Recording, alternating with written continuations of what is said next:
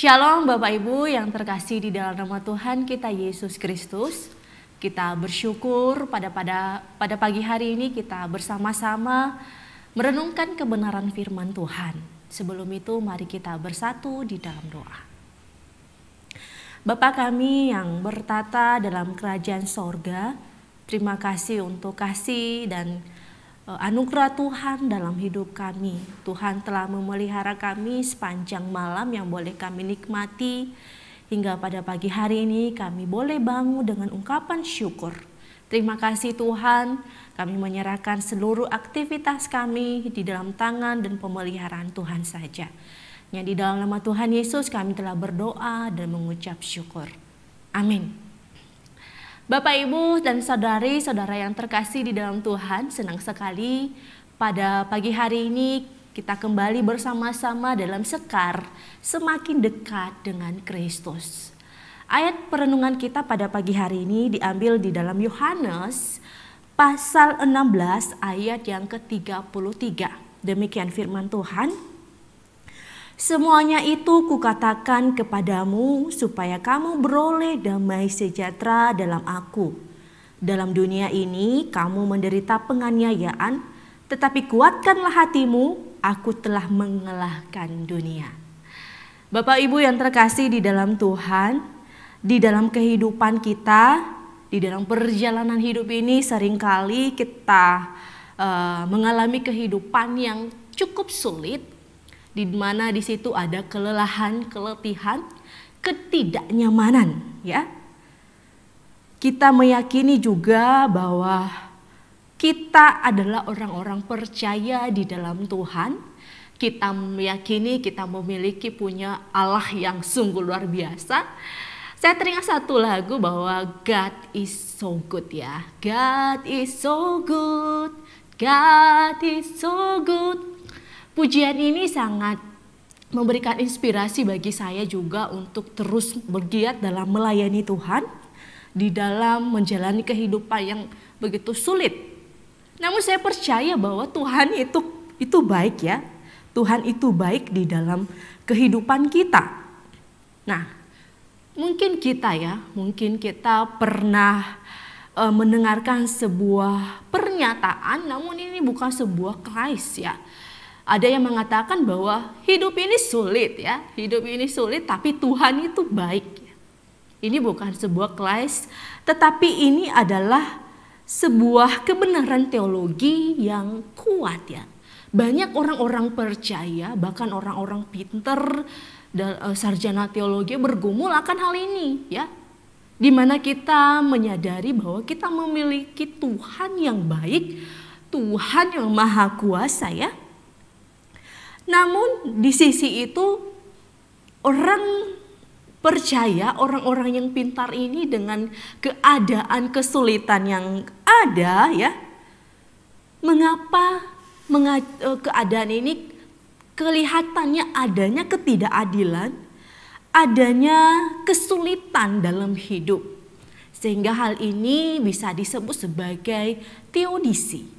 Teodisi ini adalah tanggapan kepada Allah, pernyataan-pernyataan yang dilontarkan kepada Allah yang didasarkan kepada bahwa Allah itu adalah Allah yang maha kuasa. Dia adalah Allah yang adil. Namun kalau dia adalah Allah yang adil, tentunya di dalam ketidakadilan, di dalam penderitaan Allah ini harusnya ada Allah, ya.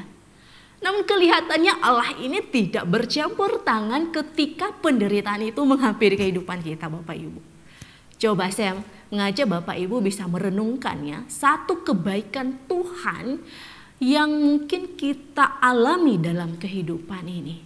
Silakan Bapak Ibu merenungkan apa saja kebaikan Tuhan dalam kehidupan kita saat ini. Setiap kita pasti berbeda-beda, kita mengalami berbeda-beda yang namanya kebaikan Tuhan. Namun satu hal bahwa kita punya Allah yang hidup, ya. Kita punya Allah yang sungguh luar biasa, ya. Kita mengetahui juga bahwa penderitaan ini juga adalah penderitaan yang dialami oleh orang pada umumnya, ya. Tetapi kita melihat di sini bahwa seorang C.S. Lewis, ya, seorang teologi menyebutkan bahwa penderitaan ini adalah sebuah megafon dari Allah sebagai instrumen dalam menyatakan kasih dan keadilan Allah. Artinya bahwa di mana kasih dan keadilan Allah itu tidak terlepas untuk dinyatakan di atas diri manusia. Allah memang kasih, Dia adalah Allah yang baik. Tetapi ingat bahwa keadilan Allah juga dinyatakan. Artinya bahwa segala sesuatu terjadi berdasarkan kedaulatan Tuhan dalam hidup kita. Kita menyadari bahwa semuanya itu terjadi, penderitaan, sakit, penyakit, kesulitan. Bahkan di masa-masa pandemi ini mungkin kita melihat ya, atau merasa melontarkan satu pernyataan kepada Tuhan. Dan banyak artikel-artikel dalam internet, kalau Bapak Ibu bisa melihat pernyataan-pernyataan yang dilontarkan kepada Allah melalui penderitaan di masa COVID ini. Namun apa sih sebetulnya yang menjadi pokok penting bagi kita kenapa penderitaan bisa ada? Ya Bapak Ibu. Nah, di sini kita melihat bahwa Tuhan Yesus memberikan suatu pesan yang kuat kepada para muridnya sebelum ia ditangkap ya, sebelum ia ditangkap dan tiba waktunya masa-masa sulit akan dihadapi, dialami oleh para muridnya, di mana engkau akan menangis, di mana engkau akan meratap, dan di mana engkau akan diombang-ambingkan oleh ketakutan ya. Tetapi apa jawab Tuhan Yesus kepada para muridnya? Dia berkata bahwa meskipun engkau mengalami berbagai penderitaan di dalam dunia ini, tetapi kuatkanlah hatimu, aku telah mengalahkan dunia.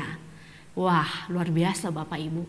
Kita bangga sebagai pengikut Kristus, orang percaya.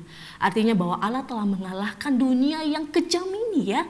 Dunia yang sangat mengerikan, penuh dengan kejahatan.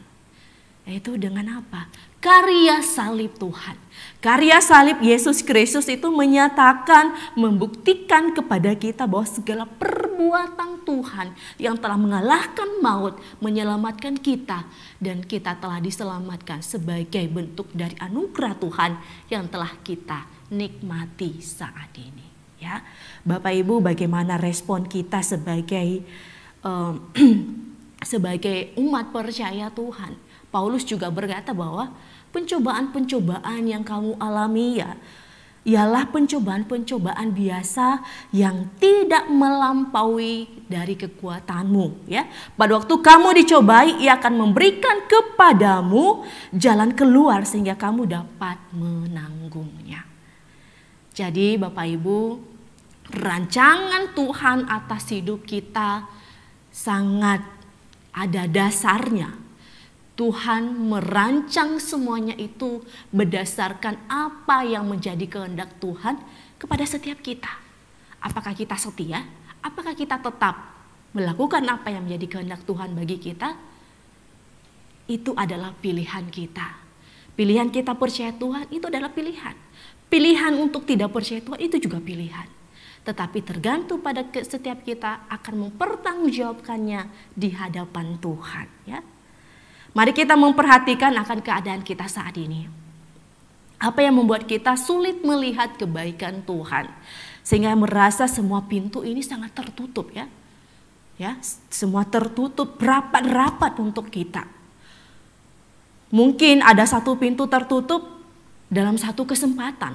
Tapi kita nggak tahu nanti bahwa ada pintu yang lain yang Tuhan sediakan bagi kita untuk melewati pintu tersebut.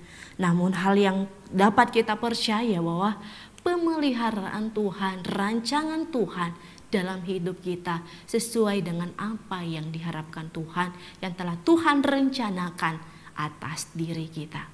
Namun yang terpenting adalah apakah kita siap untuk meresponi akan panggilan Tuhan itu, sebagaimana Dia telah mati di atas kayu salib, Dia telah merelakan hidupnya untuk saya dan Bapak Ibu sekalian.